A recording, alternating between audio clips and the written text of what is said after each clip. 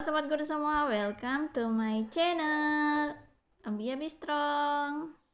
Di hari ini aku bakal membahas tentang apa sih yang harus kita persiapkan sebelum kita mengikuti pendidikan profesi guru atau PPG.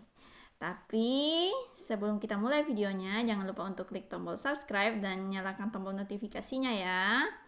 Oke, now let's get started.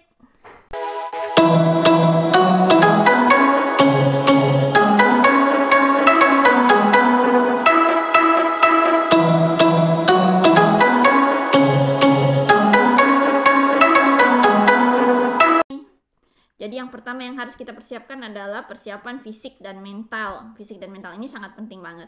Karena sebagai seorang mahasiswa, ya, kita itu otomatis akan menghadapi dosen, ya. Dan juga kita itu akan menghadiri kelas-kelas, ya. Kalau aku nggak ngerti kalau PPG prajabatan, tapi kalau di PPG dalam jabatan itu nanti kalian akan menghadapi yang namanya duduk di kelas dari jam 7 pagi sampai jam 6 sore atau jam 5 sore, dan itu tuh benar-benar menguras waktu dan tenaga kalian gitu. Jadi harus persiapkan yang namanya fisik, ya. Sering-sering minum vitamin, jaga kesehatan, ya. Itu yang berhubungan tadi dengan fisik.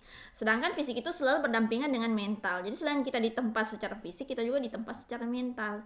Jadi secara mental kita bakal menghadapi yang namanya dosen dengan berbagai macam kepribadian. Ya, mungkin kita yang dulunya udah nggak terbiasa untuk menghadapi dosen, ya kita kembali kayak mahasiswa, jadi harus menghadapi dosen dengan segala macam dinamikanya. Kemudian kita juga akan tertekan secara mental karena harus menghadapi ujian-ujian yang lumayan berat, ya seperti itu. Jadi persiapkan fisik dan juga mentalnya. Tapi ini benar-benar mental kita akan ditempa, kita akan diuji lagi untuk menjadi guru yang lebih profesional. Oke? Terus yang nomor 2 itu adalah kita harus memiliki pengetahuan mengenai IT. Jadi kalau misalnya nanti tiba-tiba udah ada pengumuman bahwa kita lulus di pretest ini dan akan melanjutkan ke daring gitu. Itu pas kita menghadapi kelulusan, ya, udah lulus dari pretest, kita harus segera untuk, kalau misalnya belum lancar laptop atau dan lain sebagainya, segera untuk memperlancarnya, karena itu sangat diperlukan untuk membuat tugas. Kemudian nanti ujian juga kita harus terbiasa dengan laptop. Tapi jangan khawatir, di pembelajaran daring nanti kita bisa sambil belajar, ya. Jadi bisa minta bantuan siapa untuk mengajari, karena daring itu ngirim tugasnya secara online, kemudian kita harus nonton video secara online. Ya seru lah pokoknya. Tapi sekalian kita juga bisa belajar yang namanya aplikasi-aplikasi menggunakan aplikasi yang dalam jaringan itu seperti gimana sih gitu, ya. Jadi kita bisa sekalian belajar. Jadi jangan khawatir, pasti pengetahuan IT ini yang penting kita bisa memperdalamnya. Oke? Selanjutnya yang perlu kita persiapkan yaitu ya keuangan. Nah, ini adalah pembahasan yang paling panjang dari persiapan-persiapan lainnya, ya. Jadi nanti ini aku bakal membagi, ya, persoalan keuangan ini. Jadi untuk PPG dalam jabatan dulu, ya, persoalan keuangannya itu nanti selain yang mendapatkan kuota daerah khusus, karena kalau kuota daerah khusus nanti semuanya digantiin oleh pemerintah, baik dari life expensesnya maupun SPP-nya. Tapi kalau yang mendapat jatah biasa, dan kebanyakan orang mendapatkan jatah biasa, itu nanti bakal ada dua bagian, ya. Aku bagi 2 bagian. Yang pertama untuk life expenses atau untuk daily life, ya, kehidupan sehari-hari. Kemudian yang satunya itu untuk SPP. Nah, kalau daily life-nya atau kehidupan sehari-harinya otomatis kayak kita harus bayar sendiri, ya. Makanya kita harus selalu punya tabungan. Apalagi kalau kalian misalnya pengumuman pretest ini sudah dinyatakan lulus, ya. Harusnya kalian sudah mulai menabung sedikit demi sedikit untuk berangkat PPG ini. Karena pasti lambat laun akan dipanggil juga gitu. Untuk life expenses sudah pasti kita bayar sendiri, ya, daily life kita. Oke, sudah. Nah, sekarang aku bakal membahas tentang SPP-nya. Jadi untuk PPG dalam jabatan, SPP-nya itu tanpa disubsidi itu adalah 7.500.000 ya rupiah selama 1 semester. Nah, nanti persoalan pembiayaan SPP-nya ini ada dua bagian yang akan menanggungnya. Jadi apa ya, dua lembaga ya, atau dua sumber pembiayaan ya, sumber pembiayaan. Jadi sumber pembiayaan yang pertama itu dari APBN atau anggaran negara ya, kita istilahkan seperti itu saja. Kemudian ada dari APBD atau anggaran daerah. Jadi APBN sama APBD. Kalau dia nanti tenang aja, nanti kalau di pengumuman udah ada tahap-tahapannya masuk di LPTK mana ya, pasti dia nanti ada itu namanya sudah tertera di pengumuman itu kalian akan dapat APBN atau APBD ya. Kalau dapat APBN berarti seluruh SPP-nya itu akan ditanggung oleh negara. Jadi kalian berarti nggak bayar SPP atau free ya.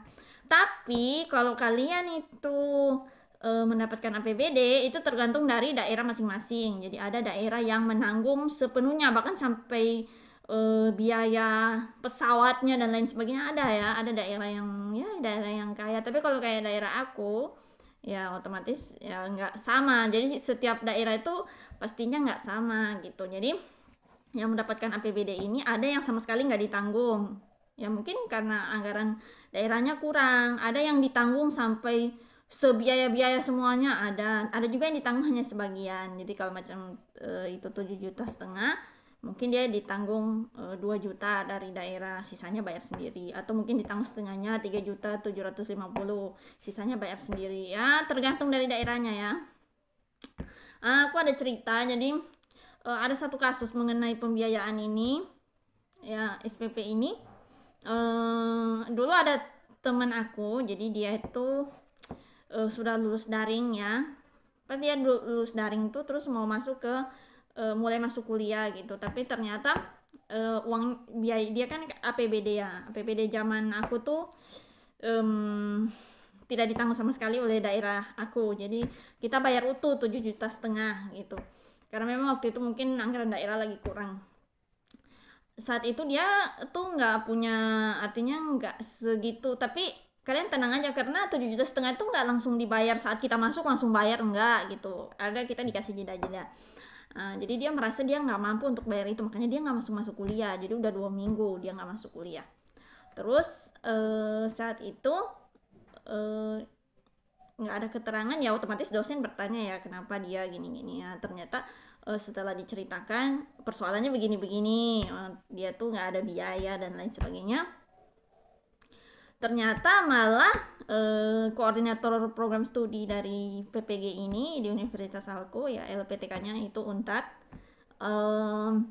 malah bilang kenapa nggak konsultasi dulu, mungkin bisa dicarikan dananya. Dan karena sebab teman aku yang satu itu ya, satu angkatan itu dikasih APBN, jadi malah nggak bayar sama sekali gitu karena persoalan satu teman aku itu. Dan teman aku itu pasti aku ya, mudah-mudahan dia nggak nyesel karena dia nggak ikut PPG yang tahun lalu dan nggak koordinasi. Jadi menurut aku kalau misalnya persoalan pembiayaan terutama perduitan ini masih kurang atau seperti gimana, kalian boleh konsultasi ke siapa aja yang misalnya kayak ketua program studi PPG, mungkin ada solusi. Soalnya begini, kalau kita sudah lulus daring, kemudian lulus daring itu kan mereka tuh kayak membayar server gitu loh guys ya, membayar server. Jadi mereka tuh juga rugi kalau kita nggak ikut perkuliahannya gitu. Kemudian otomatis kan ada, karena udah lulus daring otomatis ada satu yang gugur gitu loh. Jadi gugur, sebenarnya dia lulus tapi gugur di pertengahan, itu rugi banget. Dan juga bukan cuman kerugiannya bukan cuman di pihak dianya, tapi di pihak LPTK-nya juga karena udah bayar server dan lain sebagainya. Dan dia tuh lulusnya tuh ya memang sebenarnya disediakan gitu loh untuk dia, tapi ya seperti itulah.